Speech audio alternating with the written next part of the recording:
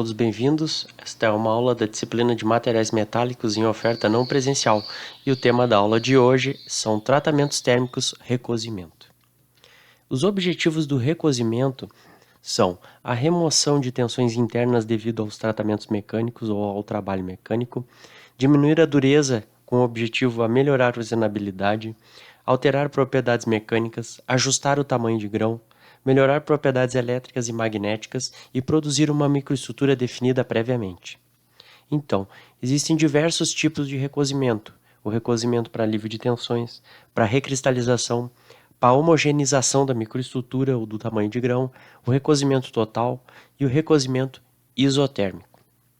Bom, o recozimento para o alívio de tensões, ele objetiva remover as tensões internas originadas por diversos processos, como tratamentos mecânicos, como o processo de soldagem, de corte, conformação e até mesmo de usinagem.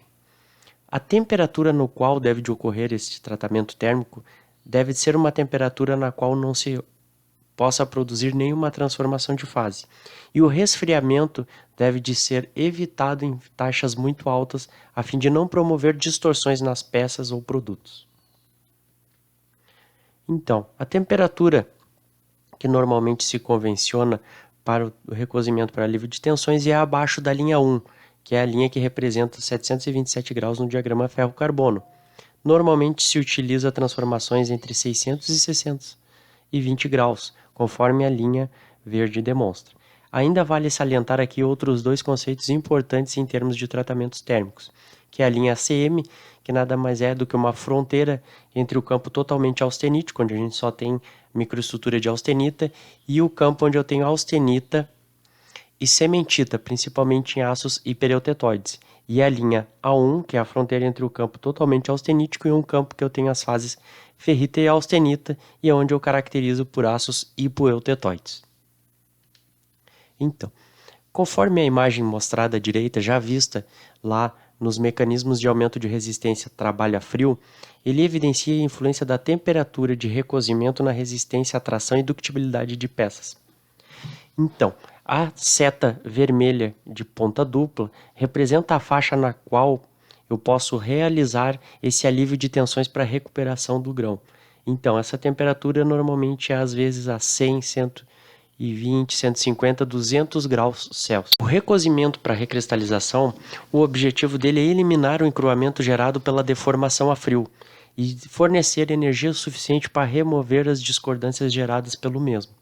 A temperatura, assim como o recozimento anterior, não deve de promover nenhuma transformação de fase, e o resfriamento tem que ser lento, sendo normalmente feito ao ar ou até mesmo dentro do próprio forno de recozimento.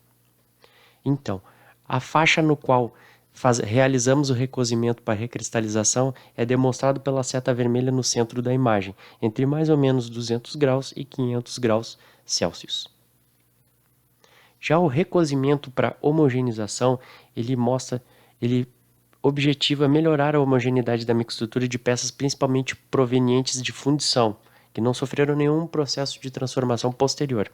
Assim como o anterior, eles seguem a mesma rota de temperatura e de resfriamento. Recozimento total ou pleno.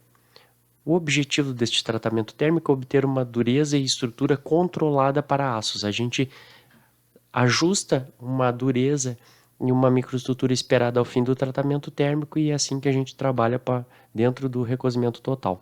Quais são as temperaturas de trabalho? Para um aço hipotetóide, 50 graus acima da linha A3. Já quando eu faço um tratamento de recozimento total em aços hipereutetóides, que o percentual de carbono é acima de 0,76%, eu trabalho em faixas de temperatura entre as linhas ACM e A1. O resfriamento ele tem que ser lento dentro do forno, o que de alguma maneira implica num tempo muito longo de processo e pode ser uma desvantagem. Então, nesta imagem aqui nós temos um quadrante que mostra a parte inferior do diagrama ferro-carbono entre temperaturas entre 600 e 1000 graus Celsius e a composição entre 0 e 1,6 percentual de carbono. São demonstradas 4 faixas. Temos uma faixa para aquecimento de processo ou alívio de tensões, temos uma faixa para esferoidização, normalmente em aços com um percentual de carbono maior, a faixa que corresponde ao recozimento total, lembrem, hipoeutetoide, daqui para cá, 50 graus acima da linha A3, e hipereutetoides entre A1 e ACM.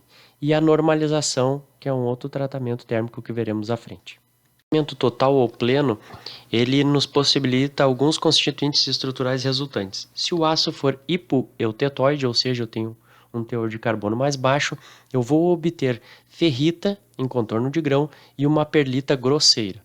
Se ele for eutetoide, eu vou ter perlita grosseira apenas. E se for hipereutetoide, eu terei cementita em contorno de grão e uma microestrutura central de perlita grosseira. Entendam que a perlita grosseira é ideal para melhorar a usinabilidade de aços de baixo e médio carbono. E quando eu tenho que melhorar a usinabilidade dos aços de alto carbono, recomenda-se a esferoidização. O que seria então o recozimento isotérmico? Ele é um recozimento muito semelhante ao recozimento pleno. Qual é a diferença dele? É que ele leva mais tempo para resfriar e ele mantém a peça mais tempo na temperatura de manutenção. Entretanto, ele permite uma estrutura final mais homogênea, mas ele não é aplicável a peças de grande volume porque ele vai apresentar uma diferença de temperatura entre a superfície e o núcleo da mesma. Normalmente, esse tratamento térmico usa banhos de sais para realizar o resfriamento. E a esferoidização ou coalescimento. O objetivo deste tratamento térmico é obter uma microestrutura globular ou de esferas nos carbonetos de aço, tanto os carbonetos de carbono, que é a cementita, quanto os demais.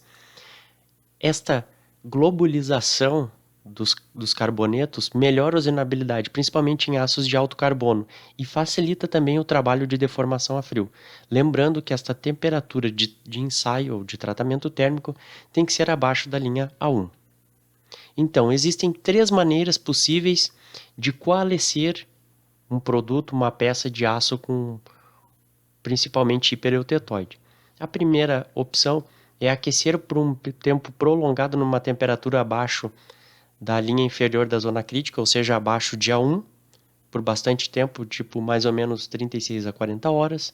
Outra opção seria aquecimento e resfriamento alternado em temperaturas um pouco acima e um pouco abaixo da linha A1 de transformação. Então, aqueço por 12 horas a 50 graus acima de A1, resfrio a 50 graus abaixo de A1 e assim por diante em ciclos alternados.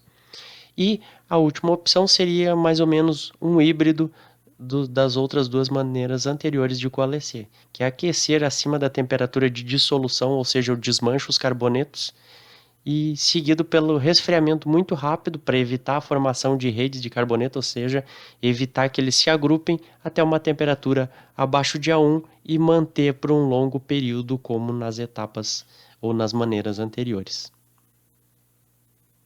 Aqui, mais uma vez, a gente mostra que a faixa verde de ação da esferoidização é em temperaturas abaixo de A1, abaixo de 727 graus, e normalmente para aços composição entre 0,6 e 1,6% de carbono. Já a normalização, o objetivo o quê? Refinar o grão, por isso normalizar, e melhorar a uniformidade da microestrutura. Normalmente esse é um tratamento térmico que a gente utiliza antes de realizar a têmpera ou revenido em alguma peça de aço. E aí aqui na faixa em rosa mostra-se as faixas operativas de temperatura para a realização desse tratamento térmico em função do percentual de carbono. Então, a temperatura para um aço hipereutetoide é acima de A3 e para um hipereutetoide acima de ACM. Lembre aqui que tem uma observação: em aços hipereutetoides não há formação de um invólucro de carbonetos frágeis devido à velocidade de resfriamento ser maior. Normalmente o resfriamento por normalização é realizado ao ar, calmo se eu deixar apenas naturalmente resfriar ou forçado se eu insuflar ar, como por exemplo por um ventilador. Quais são os constituintes estruturais esperados numa normalização? Se o aço for hipereutetoide, eu tenho ferrita e perlita fina. Se for eutetoide, perlita fina. E se for hipereutetoide, eu tenho cementita em contorno de grão e perlita fina. Pode, de alguma maneira, se obter bainita, mas daí seria uma bainita de maneira mais grosseira. Aqui nós temos alguns exemplos de aço conforme a classificação SAI e as temperaturas ideais de austenitização ou de normalização. Aqui, na segunda planilha, mostramos a variação das propriedades mecânicas dos aços no estado normalizado e recosido. Percebam que existe uma alteração de comportamentos a partir do momento que eu aumento as resistências, eu diminuo o alongamento e aumento a dureza. E se eu aumento a dureza, eu diminuo o alongamento dos mesmos. Bom, esta foi uma aula sobre tratamentos térmicos, recozimento da disciplina de materiais metálicos em oferta não presencial. Até mais.